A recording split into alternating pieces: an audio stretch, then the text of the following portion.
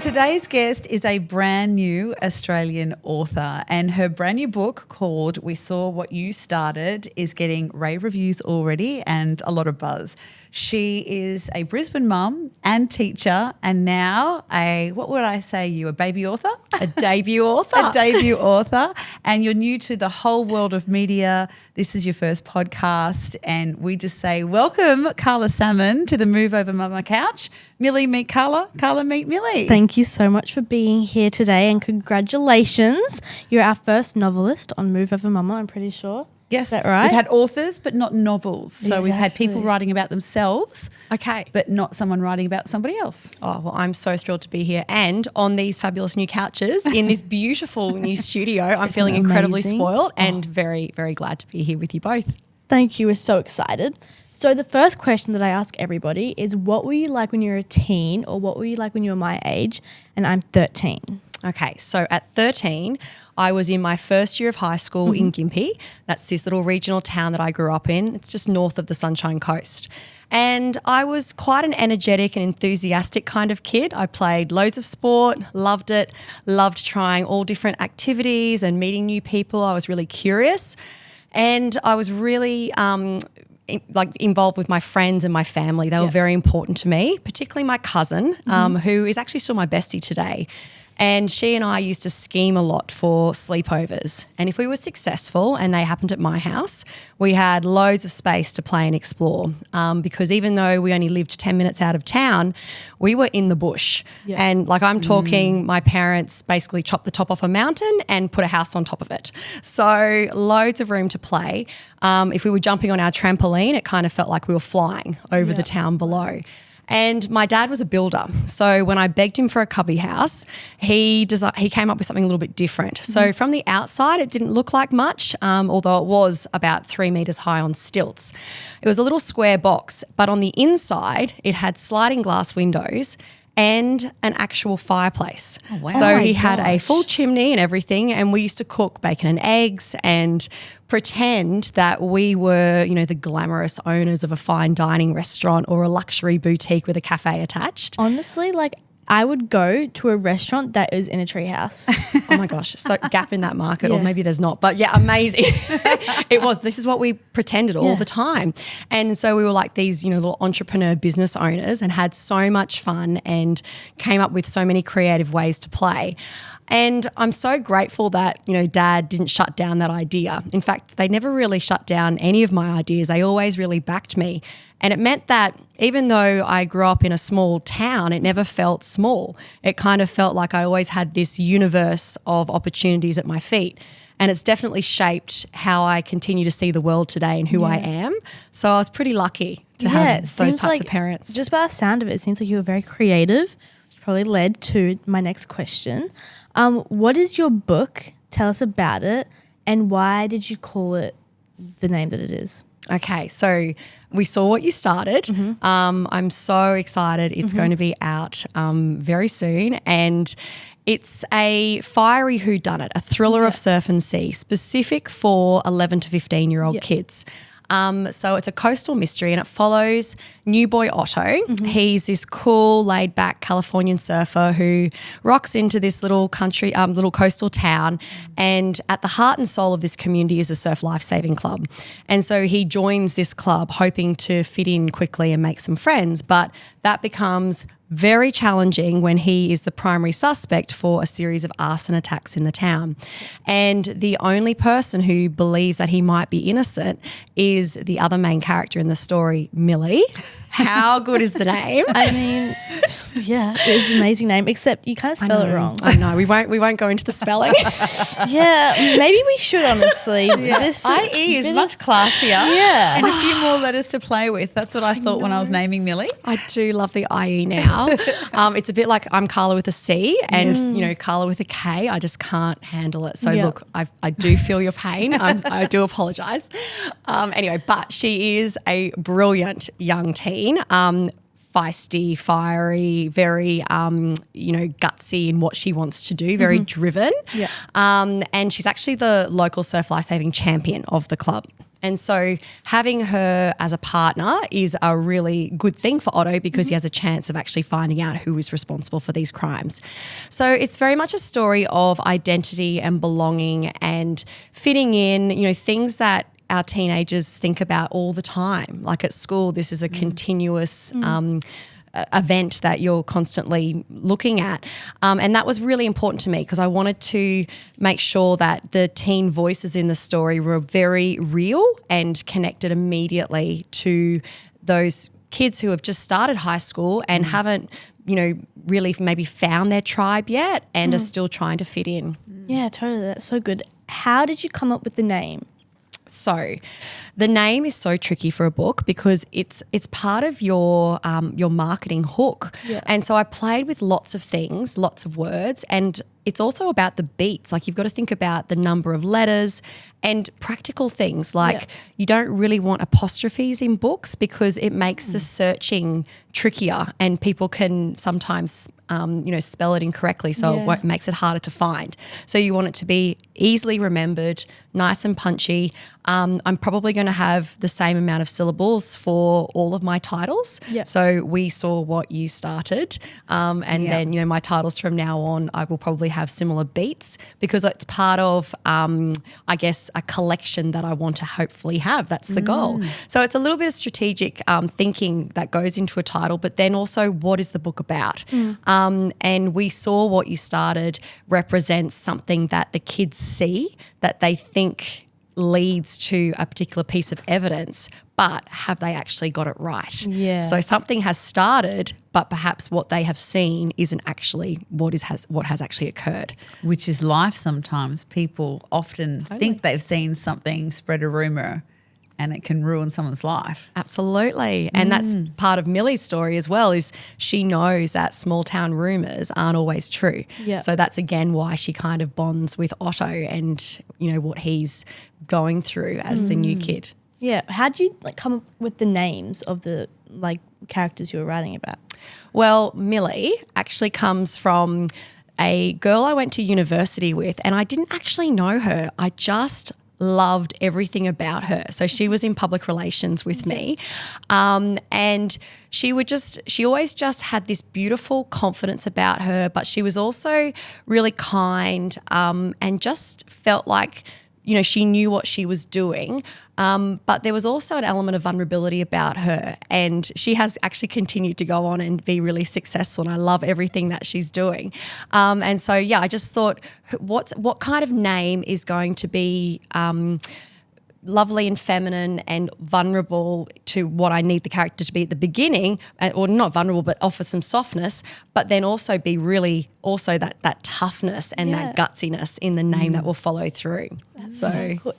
So you said that you didn't you don't really know her personally, but still that just shows it's so important to no matter what, no matter who's watching, just to be kind to everyone and just even look kind because, your name might be in a book one day. Absolutely. We've got the books here. So cool. So we've got the original-ish copy, I guess, but this is the newer one. Why did we change the cover?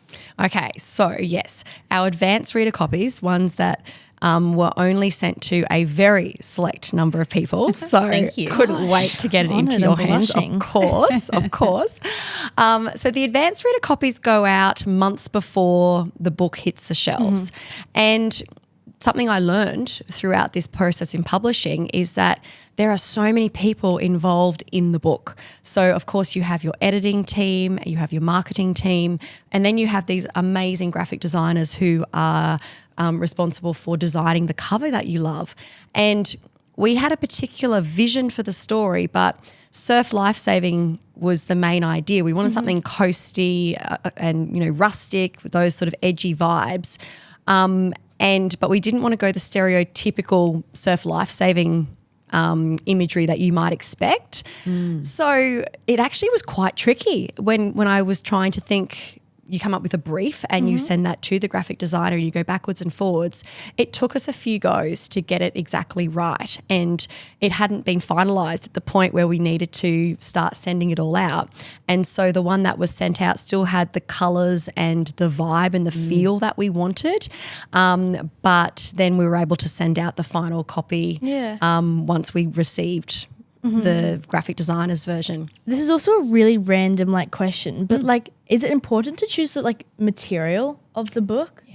Yeah, and whether it's glossy or not, or whether it's embossed, because the title's slightly embossed. Yeah. And so I don't have as much say in, I guess, the texture of the book. That is something that the graphic designer does with the publisher. But the publisher that I have, I'm so grateful to, because there's one person who's actually the publisher as opposed to the whole company. And that person is in charge of the whole book as a project.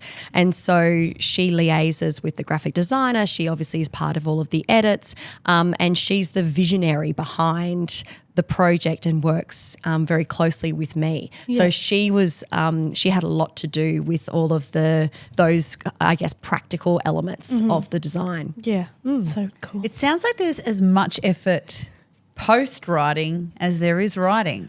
Absolutely. And in fact, I wrote the book in 18 months from, I guess, conception of the idea to having it sent out to see if it would get picked up or not. And then it took a year of actual editing and the graphic designer's work before it was then released. Yeah. That's so cool. Yeah. That's how much effort it takes. It does. How do you write the book? Is it in chapters or sections? Or you might start writing and then you'll have a vision of what chapter 5 will look like. Yeah. And then you start writing about that. Is it like everyone that? has all of these different ideas. So there's kind of two I guess, groups of people in the publishing world. And these are all these phrases that I never knew. So there's pantsers, as in you're writing by the seat of your pants, or there's plotters, as in they're plotting it out as they go. And, really famous authors have both styles. Some of them are pantsers, where they really don't know who's even responsible for the crime when they start, for example. Ooh. So they'll start off the story, they'll have the character in mind, the crime will occur, and then they will actually work through the writing in this exciting kind of whodunit world and write the story with their characters. And sometimes they'll actually write themselves into a corner and go, oh gosh, okay, now I have to turn around and make my way back out and edit and start again. So is the introduction climactic moment conclude, is that all really important when writing a book? Absolutely. Yeah, totally. And there's these things called story beats. Yeah. So as a reader, if you're reading a certain type of book, like a crime or a mystery book, you sort of expect something to have happened at a certain pace in the book, and you do it subconsciously as a reader. And if it doesn't happen, that's when you get a bit bored, or you go, hang on, I've lost my hook. I'm not as connected to the story. So as an author, you have to be aware of those beats. And I knew nothing of that. I knew as an English teacher the story arc. So I knew the orientation and the climax and then, the as you're finishing off, the resolution. But I didn't realise for a novel where these things are meant to occur. So my very first draft before, I think it took me, 6 months, was only 40,000 words, which is just less than half of, I know it sounds like so many, doesn't it? Yeah. But it ended up being 70,000. And so my first version only had Otto's perspective, and it was a little bit younger, I guess. And then I realised that Millie needed her voice. She needed to be in this story. So I actually went back and subbed her voice into every second chapter. So it was a complete rewrite. I actually rewrote that book at least 8 times from start to finish. Wow. And then even through the editing really good process, at typing. I'm very fast at typing. Touch typing, very important life skill. Okay. Well, that's good to know. I'd get frustrated at all the rewrites. I'm such a perfectionist that I would feel like, why can't I get it right first time? So to hear you say that you've had to rewrite it, that gives me confidence in so many other things in life. So many people think they have to be good at it straight away. Absolutely. And I'm similarly as a perfectionist as well. But I guess I was also so hungry for that advice. And because I had never done it before, I was so happy to receive it. And which is probably, it was a very liberating experience for me, because in every other way of my life, I have been quite controlled and know what I'm doing.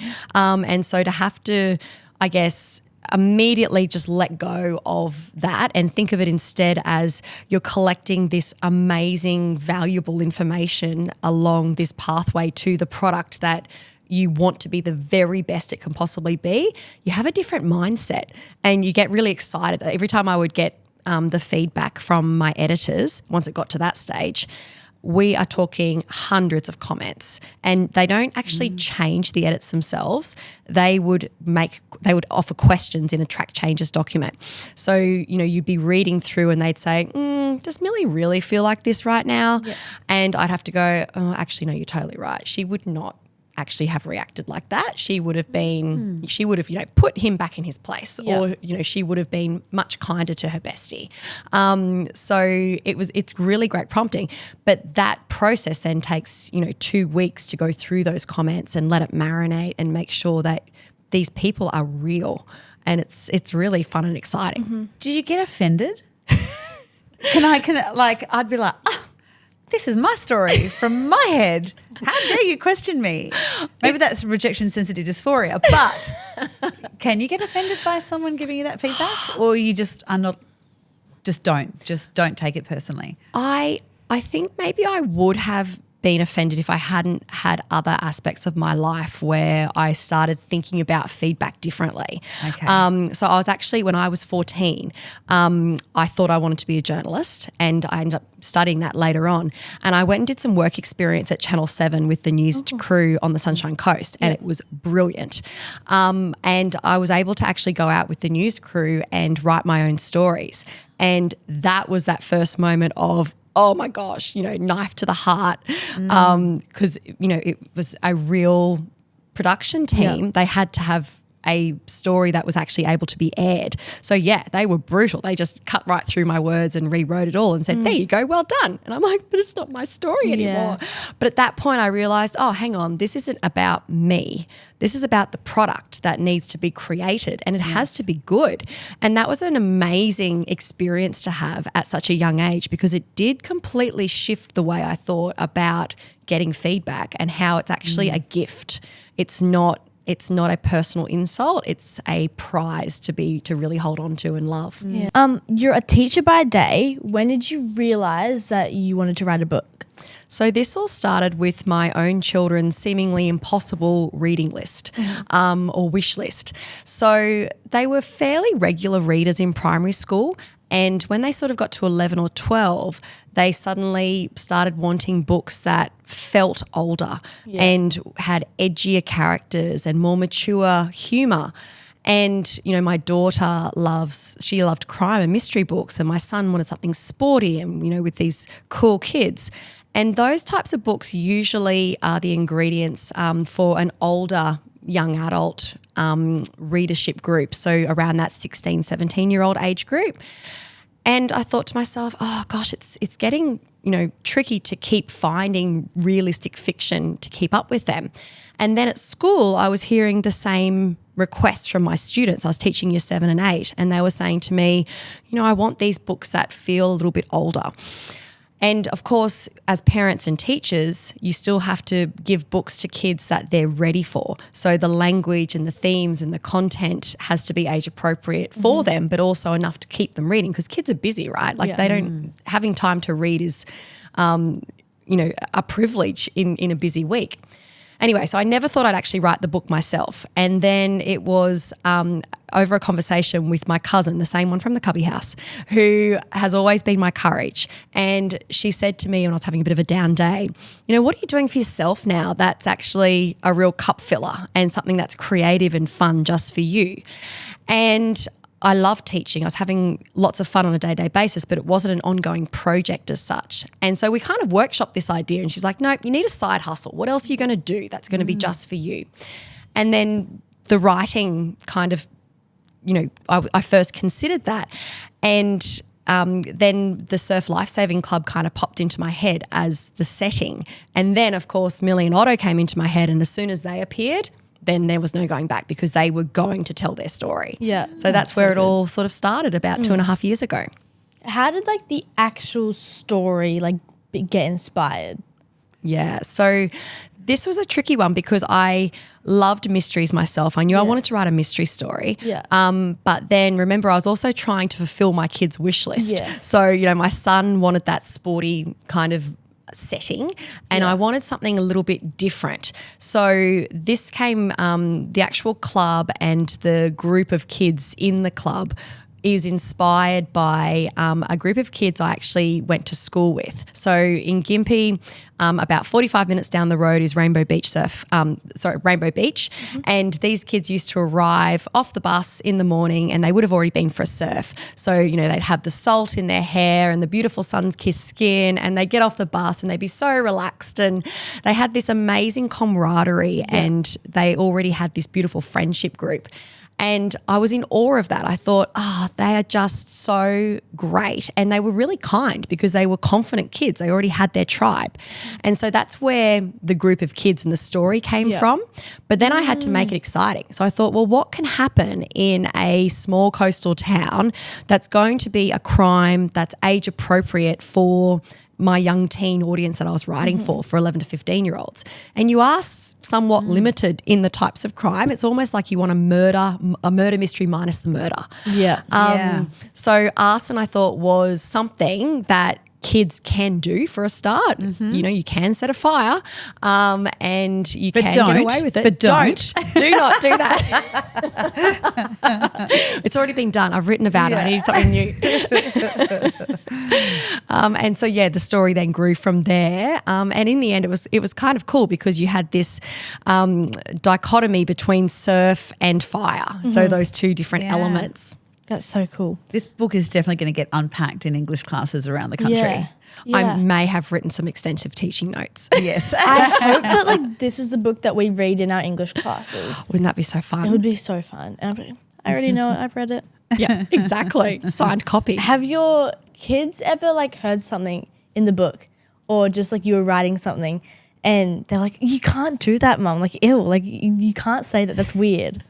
Very much so. The cringe factor checks were a very strategic part of the process. In fact, my daughter Gemma is here. So Gem, come on over. How old's Gemma? So Gemma is 15. Yes. And so Hello, you were Gemma. 13 when I first started writing.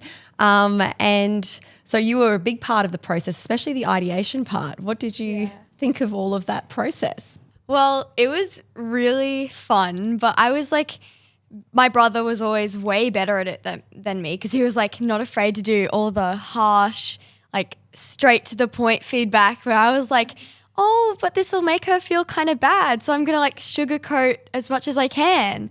And she would have been like, oh, what do you think of this part? I was like, well, it's good.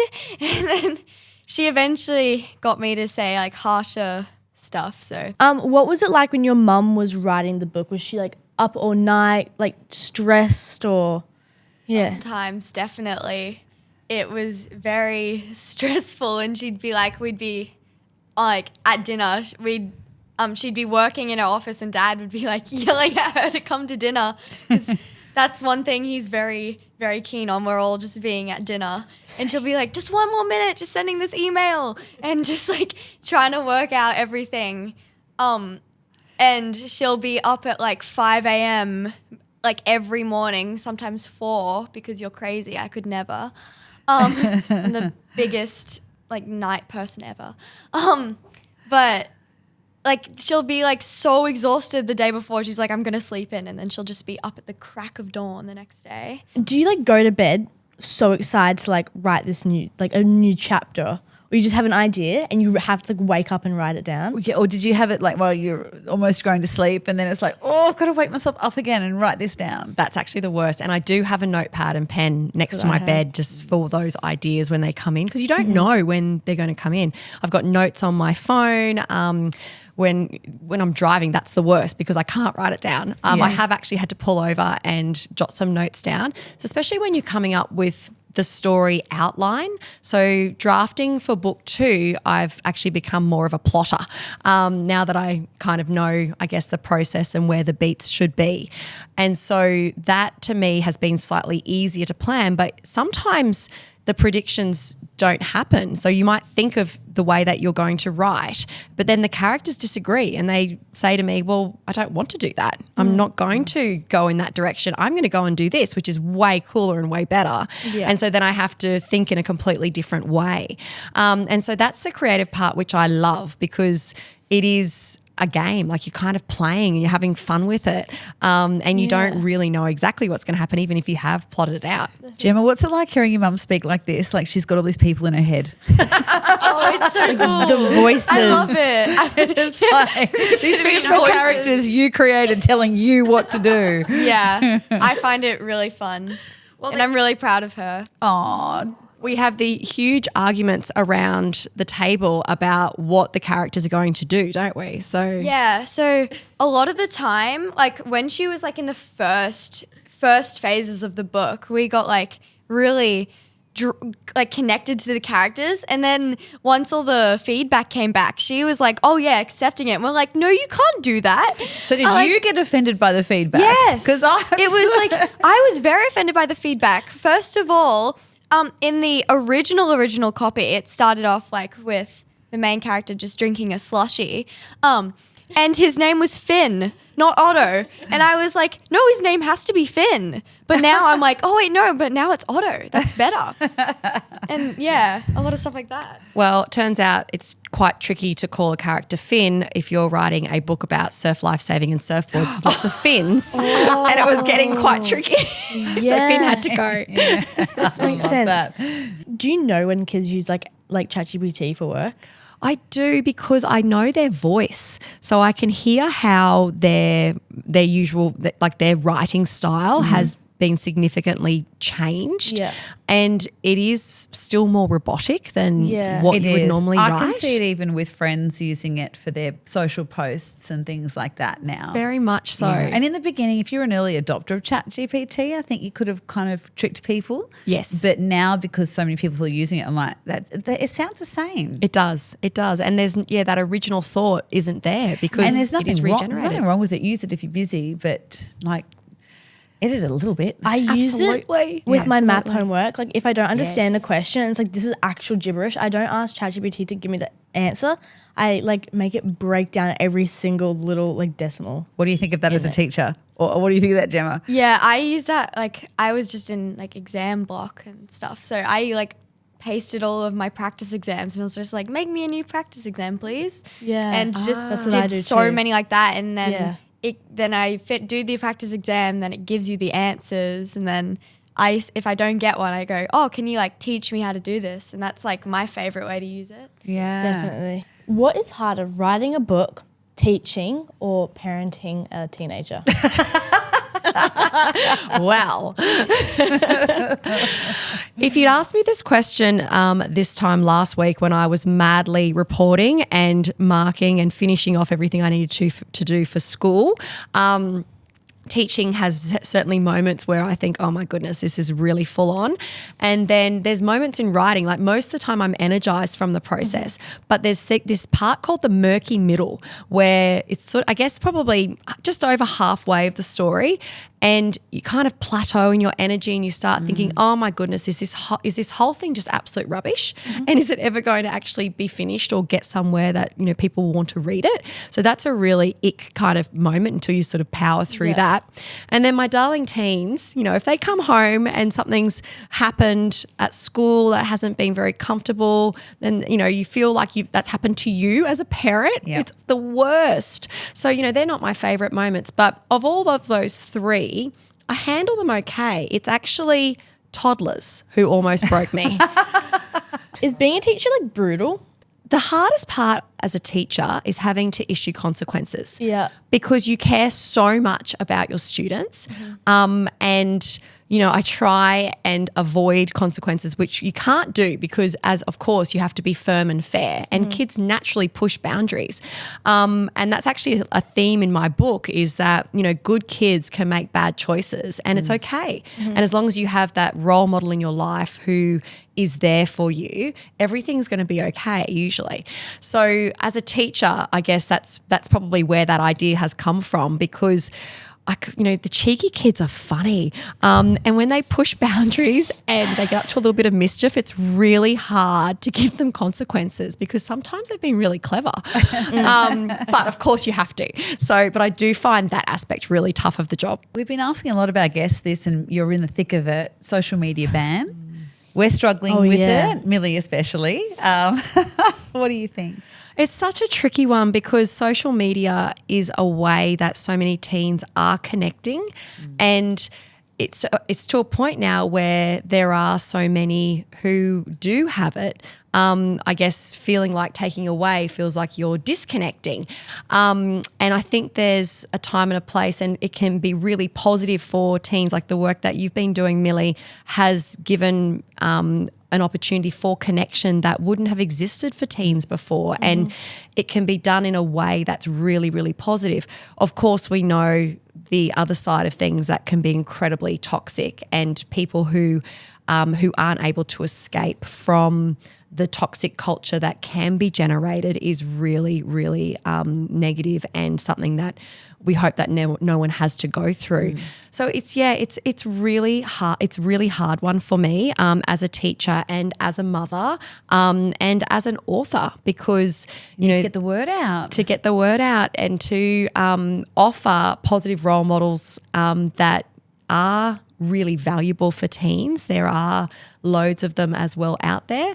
So it's a really hard one to decide. I can't remember who said it, but it's just recently trended, and they're talking about you wouldn't send your child into the ocean because you know that the ocean is dangerous. So you give them the tools, you teach them to swim. They do surf lifesaving. If we're even to go back to the book, we teach them surf safety.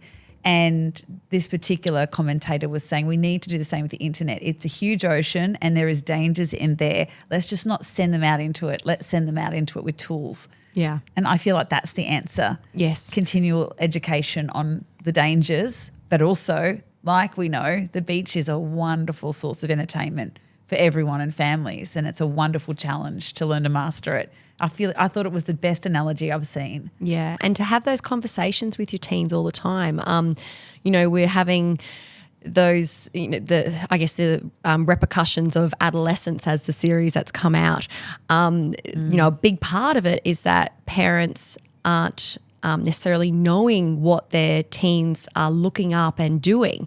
And so having those conversations and making sure that you are in it together, and also providing resources for teens that do answer the questions and do give them the information that they're looking for at an age-appropriate level. It's actually a big part of why I wrote the book, because I know that when kids are having so little time with their co-curricular activities available, or they might have got a phone for the first time, or they might be catching the bus home for the first time, that's what a book is now competing with. And so it has to be able to hook a teen from the very beginning with a very realistic view of the slightly more mature situations and issues in a young teen's life. Otherwise, they'll disengage immediately. So I think having the conversations, asking kids what they want, what is the information that you're searching for, and having kids feeling more comfortable right from the very beginning to also talk to their parents about it. What advice would you have for teens that want to write their own novel one day?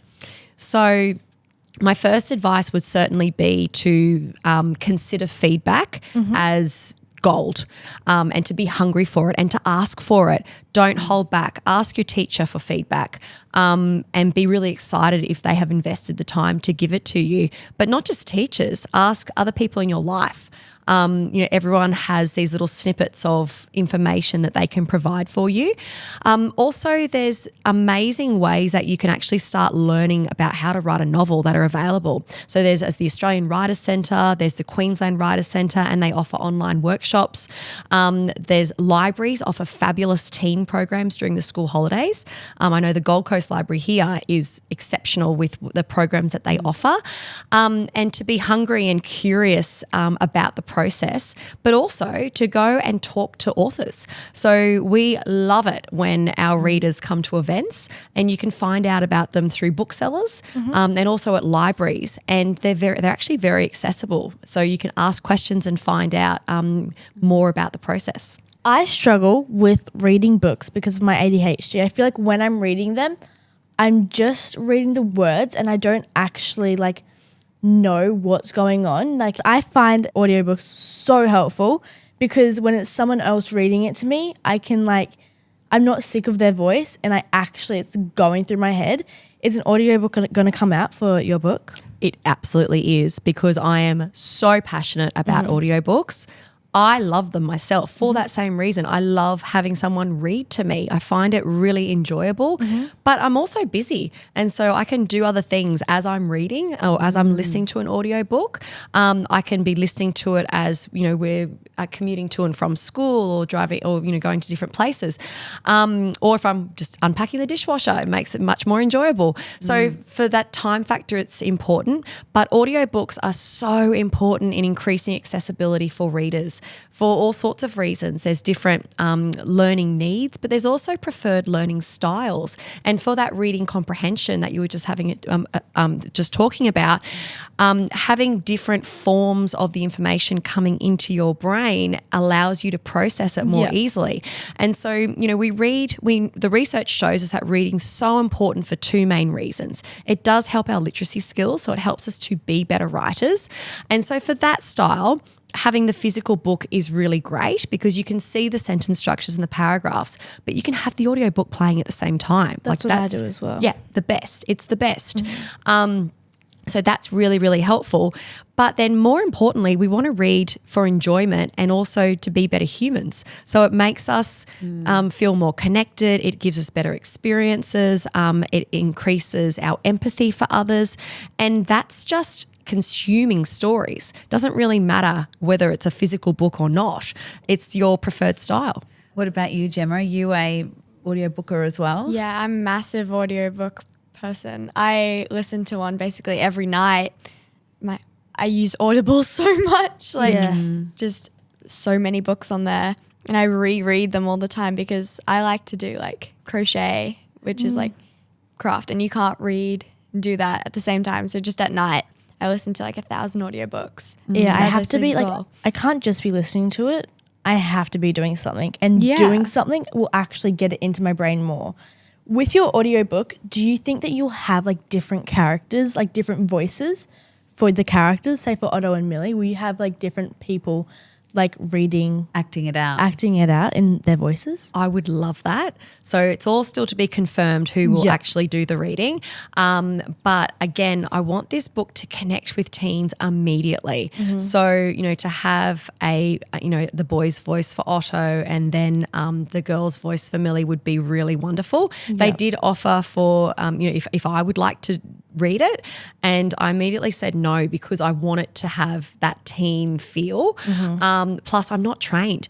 It takes hours and hours and hours to be able to have the skills to record the audiobooks. So that's also a whole profession. And I'd love to have professionals actually do that for me. I'd love that. I hate the books that is an AI reading it, a bot.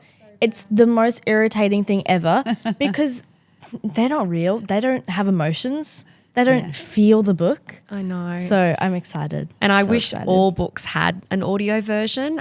We're certainly, more and more books are getting the audio versions, but yes, there's and still many. I like the idea, as you said before, people learn different ways. So for example, Millie we went and we watched Where the Crawdads Sing. And then I said to Millie, so much. Well, and because I struggled to get Millie to read. And it wasn't until we discovered her ADHD that I'd finally understood why she couldn't read, can read, but couldn't sit down and read a book for a long time.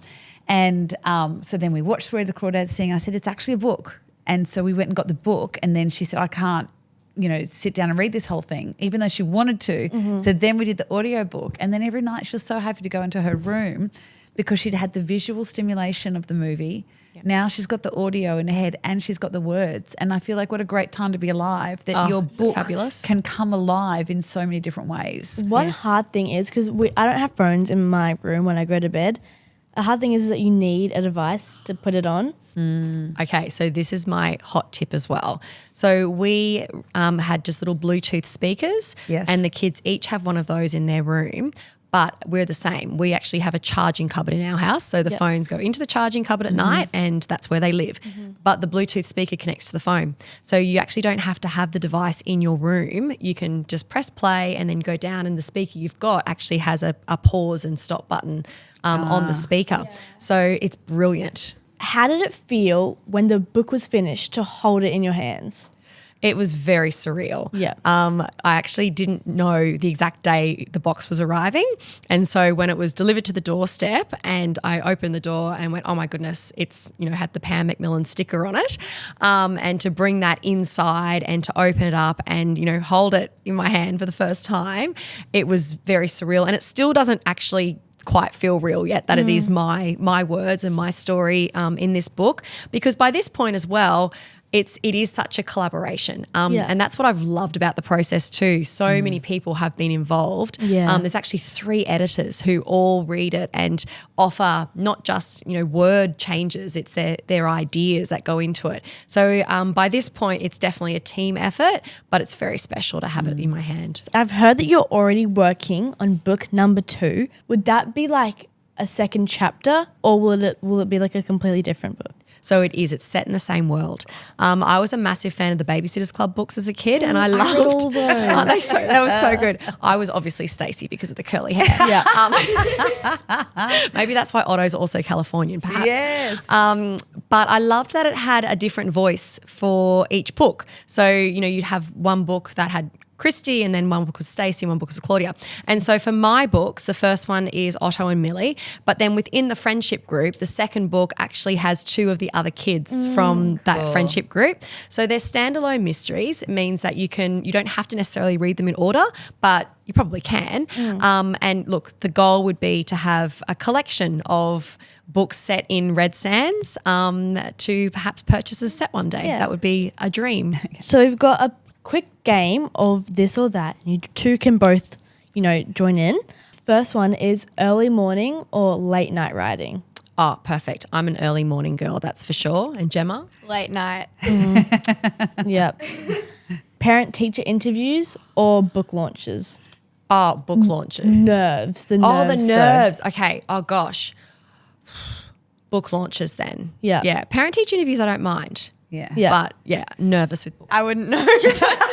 Honestly, irrelevant for you. child. Are you nervous for your parent-teacher interview? Writing in silence or writing with music? Okay, depends. So I can't write with voices. I've got to have an instrumental version. Yeah. I usually do have a playlist, and it has to have the vibes of the chapter that I'm writing. So usually with music, but instrumental version. Yeah. Okay. Yeah. A lot of the time I'll walk into her office and she's just playing like a really intense song and it'll be just relating to the chapter and I'll go, yep, that's what's happening. It'll be really intense instrumental. It'll be really funny. And then other times it's just like a really chill, just laid back. It's like each chapter has like a different album of a selection. Absolutely. Kids' homework help or proofreading your own book? Proofreading my own book, especially if it's maths homework, because I have nothing to offer. I just can't help. Yeah, I can't help with homework.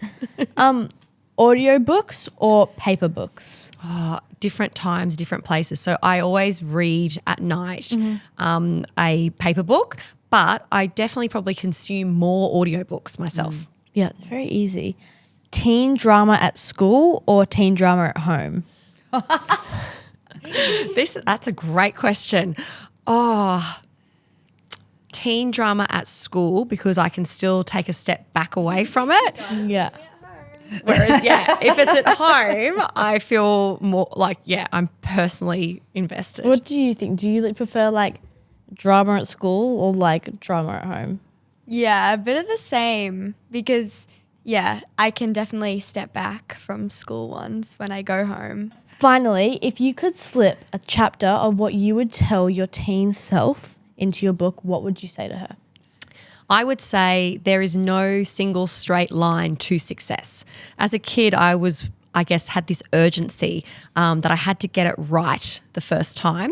And since then, I've learned that actually sometimes a sideways step or even a backward step is actually exactly where you're meant to be. And so try and relax, try and be a little bit more chill, and look for the flow and go in the direction that it's taking you. Have more trust. Yes. And can I ask one more thing? Like, you're obviously saying that to all teens, but how would you describe, or what would you say to your teen self? Like, I've written a book. Like, what would you say? How would you say it? Oh, Does gosh. that make sense? I think my teen self would go, sure you did. I wouldn't have believed that I would ever do that. And so, I think telling my teen self that I wrote a book would be to say that it doesn't matter how small the town is that you come from or who you think you are in that point of time. There's so much learning, and that everything that you collect along the way contributes to exactly where you're meant to end up in the end. Yes. One more thing before we go. There's a jar of fortune cookies next to you. And we're finding that somehow the fortune cookie is perfect for the person. I'm terrified. So let's open it, read it, and see. How fun. Haven't you had a fortune cookie before? Love them. Okay. All right, so you crack it open and you read the note and see if it relates to this conversation. I really like my fortune. It says, your life will be happy and peaceful. Oh. So that's a lovely one. Has it been true? At the moment, it's certainly happy. Peaceful's going to come in around probably November. What about yours, Gemma? Mine is wherever there is profit, virtue is taken lightly. Ooh. Yeah. That's too hectic for me. I don't really understand it, but don't it'll understand it probably be either. really like deep and meaningful someday. Yeah. Let's hope it relates back to the book. And there's lots of profits out of the book. Love it. And you can give up teaching and just be an author full time. Well, Carla Salmon and also Gemma, thank you so much for joining us on the Move Over Mama Couch today. It has been a delight. We wish you the best with the book. And if anyone looks for this book, they can go to your website, and we're actually going to give one away, aren't we? Sure are. So how are we going to do that? I'm thinking maybe follow Carla on your socials and then DM you anything, and then Perfect. you could pick a winner. That sounds wonderful. And I'll obviously sign the copy and have it sent out. Oh, awesome. All right. So it comes out July 1. It's called We Saw What You Started. And if your school library doesn't have it, make sure you ask for it. Go and grab it and look for the audiobook as well. And Carla's Instagram is Carla Salmon Books. So go there to win the book. Thank you so much, guys. Thank you And so thank much. you, It's Gemma. been This so was a much great fun. addition. Yes, it has This been. was really fun. I really enjoyed it. Thank So you. glad. Now, don't forget to subscribe to this podcast as well. Follow us on our socials. Leave us a review as well. We read them all. And good luck winning the book. We'll see you next time. Bye. Bye, guys. Move over, Mama!